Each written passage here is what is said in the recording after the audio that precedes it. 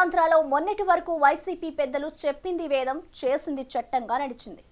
ఆ నాయకులు ఉత్తరాంధ్రకి చెందిన వాళ్ళు కాకపోయినా అక్కడ అడుగు పెడితే పాదాభివందనాలు, భారీ ర్యాలీలు, గంటల కొద్దీ ఎదురుచూపులు కనిపించేవి.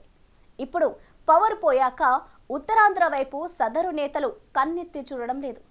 ఉన్న నాయకులకు పార్టీ పదవులు కానీ అధికారాలు కానీ అప్పగించడం లేదు. అక్కడ అంతో ఇంతో క్యాడరున్నా కరెక్ట్ నాయకుడు లేకపోవడంతో పార్టీ పరిస్థితి అనామకంగా తయారైంది. అసలు అప్పట్లో అంత పెత్తనం చేసిన లీడర్లు ఇప్పుడెందుకు అటువైపు చూడడం లేదు?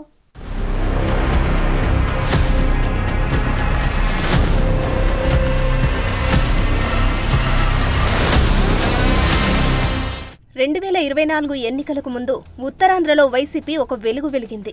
34 శాసనసభ స్థానాలు ఉంటే విశాఖ నగరంలోనే 4 స్థానాలు, శ్రీకాకుళం జిల్లాలో 2 స్థానాలు తప్ప మిగిలిన 28 స్థానాల్లో వైసీపీ గెలుపొందింది. వైసీపీ అధికారంలో ఉన్నప్పుడు ఉత్తరాంధ్రపై పట్టు నిలుపుకోవడానికి వైసీపీ అధ్యక్షుడు జగన్ ఆ ప్రాంతానికి సంబంధం లేని నాయకులను ఇన్ఛార్జీలుగా నియమించి పెత్తనం చేయించారు.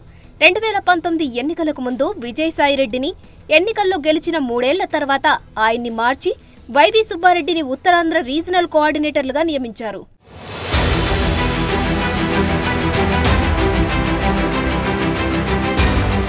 అప్పట్లో విశాఖపట్నం, విజయనగరం, శ్రీకాకుళం జిల్లాలో మంత్రులు, సీనియర్ ఎమ్మెల్యేలు ఉన్నా అక్కడ విజయసాయి, వైవీల పెత్తనమే నడిచింది.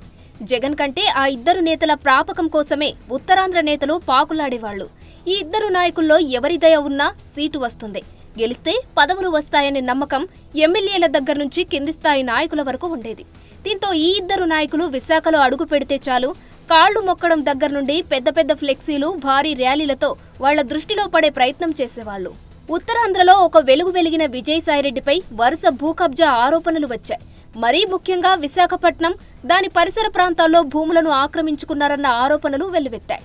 దాంతో 3 ఏళ్ల తర్వాత జగన్ విజయసాయిని ఉత్తరాంధ్ర రీజనల్ కోఆర్డినేటర్గా తప్పించి వైవి సుబ్బారెడ్డికి బాధ్యతలు కట్టబెట్టారు. వైవి సుబ్బారెడ్డి వైసీపీ అధికారంలో ఉన్నంతకాలం ఉత్తరాంధ్ర సీఎంలా చెలాయించారన్న విమర్శలు ఉన్నాయి. దాదాపుగా 2 సంవత్సరాలు ఆ 3 జిల్లాల్లో ఆయన పెత్తనమే నడిచింది.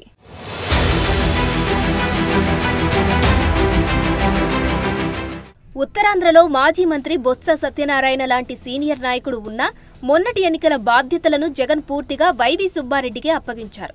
దాంతో 2024 ఎన్నికల్లో జగన్ కంటే వైవి సుబ్బారెడ్డిని ప్రసన్నం చేసుకోవడానికే టికెట్ ఆశావాహులు నానాపాట్లు పడ్డారు. ఆయన ఆశీర్వాదం ఉంటే చాలు అనుకుని చుట్టూ ప్రదక్షిణలు చేశారు. ఉత్తరాంధ్రలో అభ్యర్థుల మార్పు విషయంలో వైవి సుబ్బారెడ్డి కీలకంగా వ్యవహరించి ఆయన ఇచ్చిన రిపోర్ట్ ఆధారంగానే జగన్ క్యాండిడేట్ల మార్పులు చేర్పులు చేశారు. అయితే 2024 ఎన్నికల్లో ఉత్తరాంధ్రలో ఊహించని ఎదురు దెబ్బ తగిలింది. కేవలం పాడేరు, అరకు స్థానాలకే పరిమితమైంది.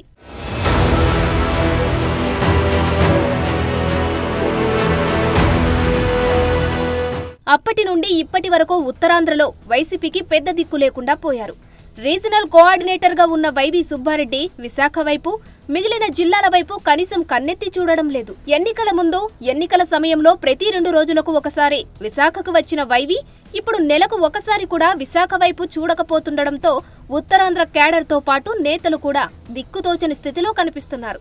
స్థానిక సంస్థల కోటా ఎన్నికల్లో బొత్స పోటీ చేయడంతో Y V Subbareddy party regional coordinator హోదాలో ఒక్కసారి విశాఖ వచ్చి వెళ్లారు.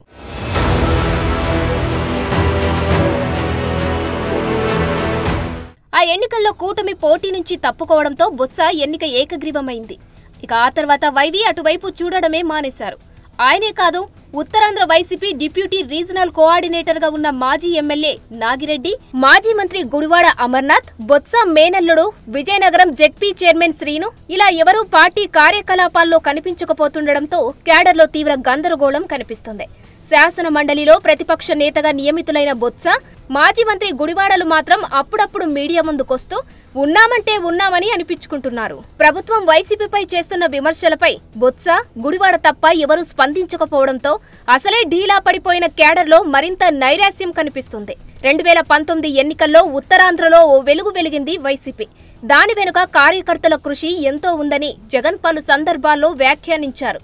ఇప్పుడు అదే కార్యకర్తలను, స్థానిక నేతలను పార్టీ పెద్దలు పట్టించుకోకపోవడం విమర్శల పాలవుతుంది.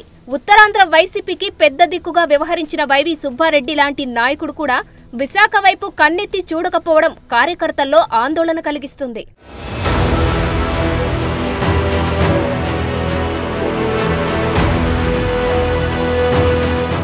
Visakha municipal corporation standing committee ఎన్నికల్లో 10కి 10 స్థానాలను టీడీపీ గెలిచింది. కొంతమంది కార్పొరేటర్లను టీడీపీ జనసేనల వైపు తిప్పుకొని మేయర్ పదవిని కూడా చేజిక్కించుకోవడానికి పావులు కదుపుతోంది. మరోవైపు జెడ్పీటీసీ, ఎంపీటీసీలు, సర్పంచ్లు ఎవరి దారి వారు చూసుకుంటున్నారు.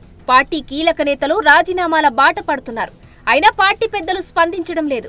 వారికి భరోసా ఇచ్చి పార్టీలో కొనసాగేలా చేయలేకపోతున్నారు. దాంతో ఇప్పుడు ఉత్తరాంధ్ర వైసీపీకి దిక్కెవరు అనే చర్చ మొదలైంది. వైవి సుబ్బారెడ్డి తన రీజనల్ కోఆర్డినేటర్ పదవికి రాజీనామా చేసి మరో నాయకుడికి ఆ బాధ్యతలు అప్పగించాలని, లేకపోతే ఆయనే ఉత్తరాంధ్రలో యాక్టివ్ అవ్వాలన్న డిమాండ్లు వినిపిస్తున్నాయి. లేకపోతే పార్టీ ఉనికి కాపాడుకోవడం కూడా కష్టమన్న అభిప్రాయం వ్యక్తమవుతుంది.